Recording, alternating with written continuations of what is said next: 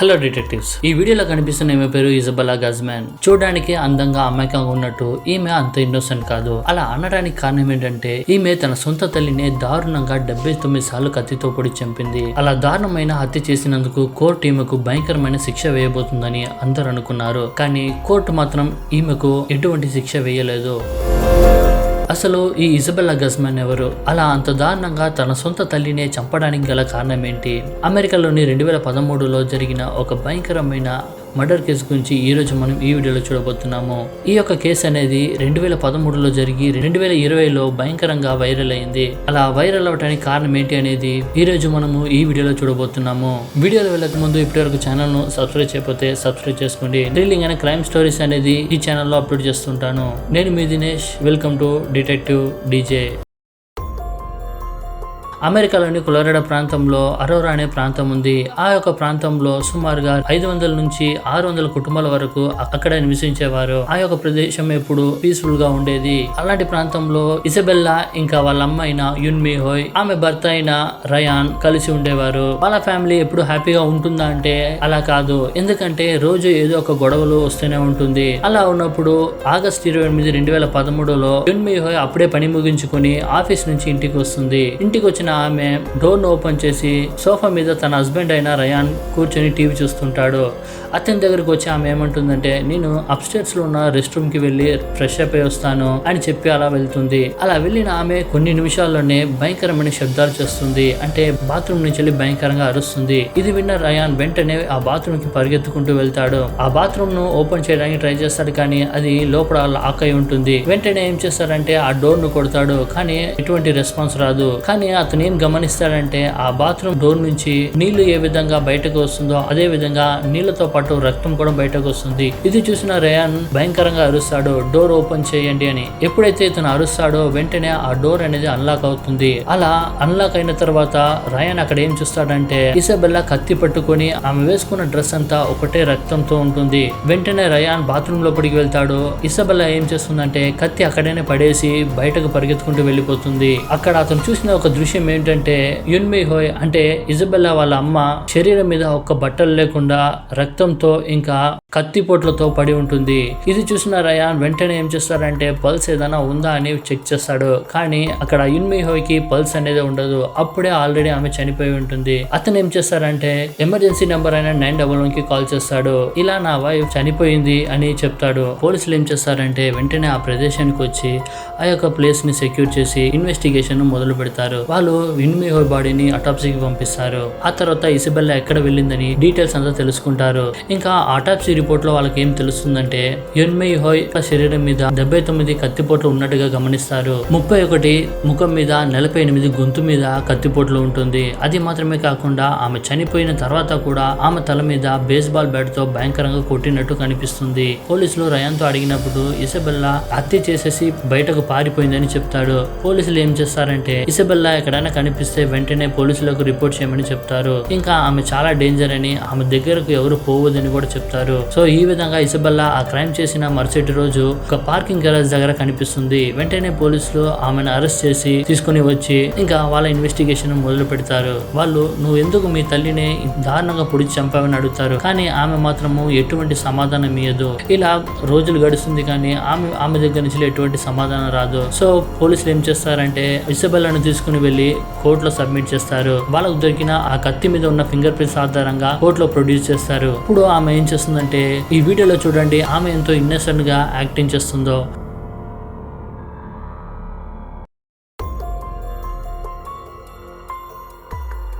చూడడానికి ఏదో చిన్నపిల్లలాగా చేస్తుంటుంది. ఈ యొక్క దృశ్యాన్ని చూసిన జడ్జి వెంటనే ఏం చేస్తారంటే ఈమెకు నిజంగా ఏదైనా ప్రాబ్లం ఉందా లేకపోతే యాక్టింగ్ చేస్తుందా అనేసి ఆ జడ్జి ఏమంటాడంటే ఆమెను హాస్పిటల్లో అడ్మిట్ చేయమని చెప్తాడు. ఇప్పుడు ఆమెను హాస్పిటల్కి తీసుకుని వెళ్తారు. 2013లో ఆమెను హాస్పిటల్ తీసుకుని వెళ్తే 2020 వరకు ఆమె హాస్పిటల్లోనే ఉంటుంది. డాక్టర్ అబ్జర్వేషన్ లో ఆమె ఉంటుందన్నమాట. అలా రోజులు గడిచే కొద్దీ డాక్టర్స్ కూడా ఆమె దగ్గరకు వచ్చి పలకరిస్తూ ఆమె ఎందుకు హత్య చేసింది అనేది కొంచెంగా అడగడానికి ట్రై చేస్తారు. అప్పటిలోపే పోలీసులు ఏం చేస్తారంటే ఆమె యొక్క బ్యాక్గ్రౌండ్ తెలుసుకోవడానికి ట్రై చేస్తారు. ఆ పోలీసులు ఇజబెల్లా గురించి తెలుసుకున్న బ్యాక్ స్టోరీ ఏమిటంటే యాక్చువల్లీ రయాన్ ఇసబెల్లాకు సొంత తండ్రి కాడు, అతను ఇసబెల్లాకు స్టెప్ ఫాదర్ అన్నమాట. ఇలాంటి విషయాలను మనం ఫారిన్ లో ఎక్కువగా చూస్తుంటాము. అంటే హస్బెండ్ అండ్ వైఫ్ మధ్య గొడవ వచ్చి లేదా ఏదో ఒక ప్రాబ్లం వల్ల డైవర్స్ తీసుకుంటే, ఒకవేళ ఆ పిల్లలు తల్లి దగ్గర ఉంటే తల్లి వేరే పెళ్లి చేసుకుంటే ఆ యొక్క హస్బెండ్ ఈ పిల్లలకు స్టెప్ ఫాదర్ అవుతాడు. ఈ విషయం మన అందరికి తెలిసిందే. అదే విధంగా రయాన్ కూడా ఇజబెల్లాకు స్టెప్ ఫాదర్ అవుతాడు. ఇజబెల్లాకి 7 ఏళ్ళు ఉన్నప్పుడు వాళ్ళ తల్లిదండ్రులు డైవర్స్ తీసుకున్నారు. అంటే ఇజబెల్లా సొంత తండ్రి పేరు రాబర్ట్ కి ఇంకా యున్మిహోకి చాలా గొడవలు వచ్చేది. అంటే ఎప్పుడు వాళ్ళు ఇంట్లో గొడవ పడుతూ ఉండేవారు. ఇదంతా చూస్తూ పెరిగిన ఇజబెల్లా ఎప్పుడైతే వాళ్ళు డైవర్స్ తీసుకుని సపరేట్ అయిపోయారో అప్పటి నుంచి ఈమె కొన్ని సంవత్సరాల వరకు వాళ్ళ తండ్రితోనే ఉండేది. అంటే రాబర్ట్ తోనే ఉండేది. ఇలా ఎప్పుడు సపరేట్ అయిపోయారో అప్పటి నుంచి ఆమె ఏం చేసేదంటే ఒంటరిగానే ఉండేది. ఇంకా ఏ ఒక్క పిల్లలతో కూడా కలిసి ఆడుకోదు. ఇంకా ఎప్పుడు మౌనంగానే ఉండేది. సో ఇదంతా గమనించిన రాబర్ట్ ఏం చేస్తారంటే, నా దగ్గర ఉండటం వలన ఇలా ఈమె బిహేవ్ చేస్తుంది అనుకుని వెంటనే ఏం చేస్తారంటే ఆమెను తన తల్లి దగ్గరకు పంపిస్తాడు. అలా ఇజబెల్లా ఏం చేస్తుందంటే వాళ్ళ తల్లి దగ్గర కొన్ని సంవత్సరాలు ఉంటుంది. అప్పుడు కూడా ఆమె సంతోషంగా ఉందంటే అక్కడ కూడా వెళ్ళి ఆమె సంతోషంగా లేదు. ఊకే వాళ్ళ అమ్మతో గొడవ పడేది. ఇంకా స్కూల్ కి సరిగా కాదు, మంచిగా చదివేది కాదు. ఇంకా టీచర్స్ కూడా ఆమె మీద ఎప్పుడు కంప్లైంట్ ఇస్తూ ఉండేవారు. సో ఈ విధంగా ఫైనల్ గా ఆమె స్కూల్ నుంచి డ్రాప్ అవుట్ కూడా అయింది. ఒకరోజు ఏమైందంటే ఇసబెల్లాకు వాళ్ళ అమ్మకు భయంకరంగా గొడవలు రావడం వలన ఇసబెల్లా ఏం చేస్తుందంటే వాళ్ళ అమ్మ ముఖం మీదనే ఉమ్మేస్తుంది. ఇదంతా చూసి యున్మిహోకి భయంకరంగా కోపం వస్తుంది. అయినా కానీ కూతురే కాబట్టి కొంచెం ఓర్చుకుంటుంది. ఫైనల్ గా రాబర్ట్ కూడా ఈ విషయాలు తెలియజెప్పడం వలన రాబర్ట్ వచ్చి ఏం చేస్తారంటే ఇసబెల్లాను కూర్చోబెట్టుకుని మారల్ స్టోరీ చెప్తాడు. పెద్దలకు మర్యాద ఇవ్వాలి, ఇంకా ఎలా ఉండాలి అనేది, చిన్నపిల్లల్లాగా ఉండాలి అనే ఇలాంటిదని మారల్ క్లాసెస్ అని చెప్తాడు. కానీ ఇజబెల్లా ఏం చేస్తుందంటే ఈ యొక్క చెవిలో విని ఆ యొక్క చెవిలో వదిలిపెట్టేస్తుంది. అలా రోజులు గడిచే కొద్దీ ఆమె ఇంకా సైకోలాగా మారింది. అలా ఒక రోజు ఏం చేసిందంటే వాళ్ళ అమ్మకు ఒక థ్రెటనింగ్ మెసేజ్ కూడా పంపిస్తుంది. ఆ మెసేజ్ లో ఏముంటుందంటే you will pay for this అని. దానికి అర్థం ఏమిటంటే దీనికి నువ్వు అనుభవిస్తావని అర్థము. ఇది ఎలా అనిపించిందంటే యున్మిహోకి ఆమెను ఇసబెల్లా బెదిరించినట్టుగా అనిపించింది. అందుకే ఆమె ఏం చేస్తుందంటే పోలీసులకు కంప్లైంట్ ఇస్తుంది. పోలీసులు వచ్చి ఇసబెల్లాకు కౌన్సిలింగ్ ఇస్తారు. కౌన్సిలింగ్ లో ఏమంటారంటే వాళ్ళు కూడా కొన్ని మారల్ స్టోరీ చెప్తారు. పెద్దలకు రెస్పెక్ట్ ఇవ్వాలి, సొంత అమ్మనే కదా, ఎందుకు ఇలా చేస్తున్నావు, నీకు ఏదైనా ప్రాబ్లం ఉందా, పర్సనల్ ఇష్యూ ఉందా, ఇలాంటిదని అన్ని అడుగుతారు. కానీ ఇసబెల్లా మాత్రము మారదు. సేమ్ అదే విధంగా ఈ చెవిలో విని ఈ చెవిలో వదిలిపెడుతుంది. ఆ విధంగా కొన్ని రోజులు గడిచిన తర్వాత నేను స్టార్టింగ్ చెప్పినట్టు ఆగస్టు 29, 2013లో యున్మిహో పని ముగించుకుని ఇంటికి వచ్చిన తర్వాత బాత్రూమ్ లో రెడీగా ఇసబెల్లా ఉంది. ఎప్పుడైతే యున్మిహో ఆ బాత్రూమ్ లోకి ఎంటర్ అవుతుందో ఆ బాత్రూమ్ డోర్ ను క్లోజ్ చేసి ఆమె దగ్గర ఉన్న భయంకరంగా 79 సార్లు పొడి చంపేసింది. ఇంకా యున్మిహో చనిపోయిందని తెలిసినా కానీ ఆ బేస్బాల్ బ్యాట్ తో భయంకరంగా తల మీద కొట్టింది.